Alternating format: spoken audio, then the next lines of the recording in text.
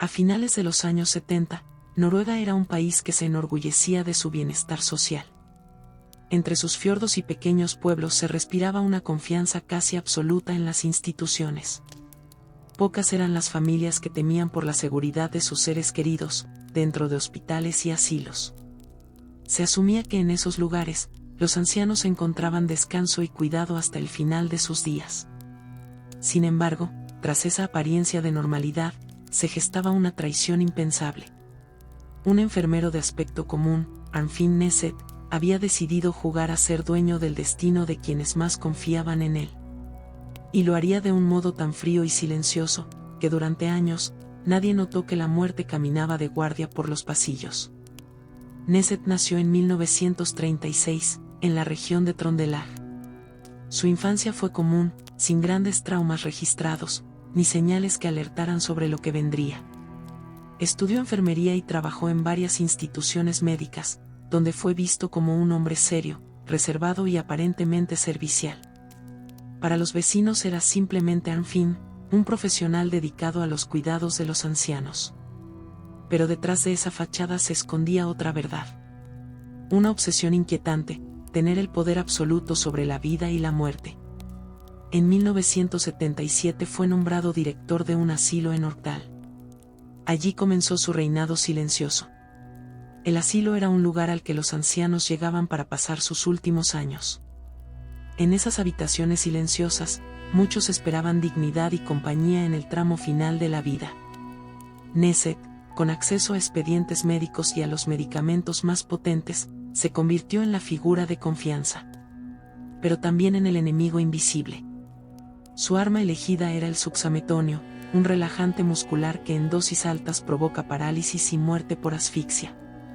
Una sustancia tan poderosa como indetectable en los análisis médicos de la época. Con frialdad clínica, Neset la utilizó una y otra vez, disfrazando cada asesinato como un fallecimiento natural. Durante años, las muertes pasaron inadvertidas. Los familiares lloraban, pero aceptaban resignados la explicación de los médicos. Era su momento, estaba débil, su cuerpo ya no resistía más. Los certificados de defunción hablaban de causas naturales. El enfermero que debía aliviar el dolor se había convertido en verdugo. Y lo había hecho sin levantar sospechas. Con el tiempo, algunos comenzaron a notar un patrón. Demasiados pacientes morían bajo su cuidado. Las estadísticas no cuadraban. El rumor se esparció entre pasillos, mala suerte o algo más. Nadie quería creerlo. Resultaba casi imposible imaginar que alguien con un uniforme blanco, con la responsabilidad de cuidar, pudiera ser responsable de tantas muertes. En 1980, la policía recibió informes extraoficiales. Médicos y colegas advertían que el número de muertes vinculadas a Neset era demasiado alto. Los investigadores comenzaron a indagar discretamente. Revisaron historiales, entrevistaron familiares, compararon turnos de trabajo. Los números eran escalofriantes. Más de un centenar de pacientes habían muerto bajo circunstancias sospechosas, en el tiempo que Neset llevaba en el asilo. Sin embargo, no había pruebas claras. Los cuerpos habían sido enterrados sin autopsia. Y el suxametonio desaparecía del organismo sin dejar rastro. El caso parecía destinado a diluirse, hasta que ocurrió lo impensable. En 1981, durante un interrogatorio, Arnfinn Neset confesó. Admitió haber matado a más de 27 pacientes. Su tono era frío, casi indiferente. Lo dijo como quien enumera tareas cotidianas. Los agentes, incrédulos, grabaron sus palabras. Era la primera vez que la verdad quedaba registrada.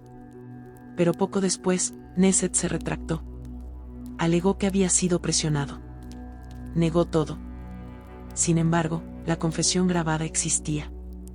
Y esa cinta se convirtió en el corazón de la acusación. La investigación oficial se aceleró.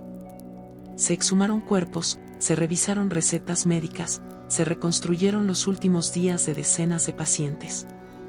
Testigos declararon haber visto a Neset insistiendo en administrar medicamentos, incluso cuando no era necesario. Todo apuntaba hacia él. El hombre que debía velar por la vida estaba decidiendo, en silencio, quien debía morir. En 1983 comenzó el juicio. Fue uno de los más largos y costosos de la historia de Noruega. Durante meses, médicos, familiares y enfermeros pasaron por la sala.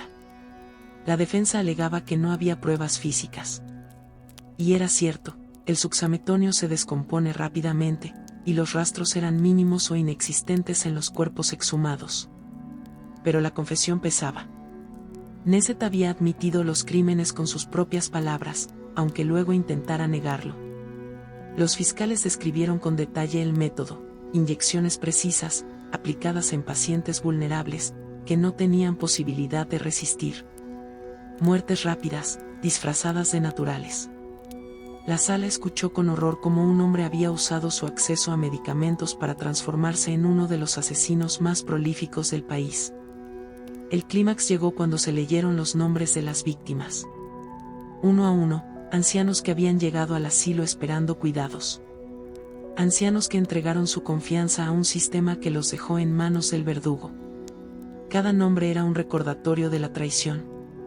Noruega, orgullosa de su sistema sanitario, se descubría vulnerada en lo más profundo. El mal no estaba afuera, sino dentro, con bata blanca y una jeringa. El 18 de marzo de 1983, el tribunal dictó sentencia. Arnfinn Nesset fue declarado culpable de 22 asesinatos. La condena fue la máxima posible en el sistema noruego, 21 años de prisión. Muchos consideraron la pena insuficiente. Pero la ley establecía que ese tiempo podía prorrogarse indefinidamente si el preso era considerado peligroso. En la práctica, equivalía a cadena perpetua. El país quedó conmocionado.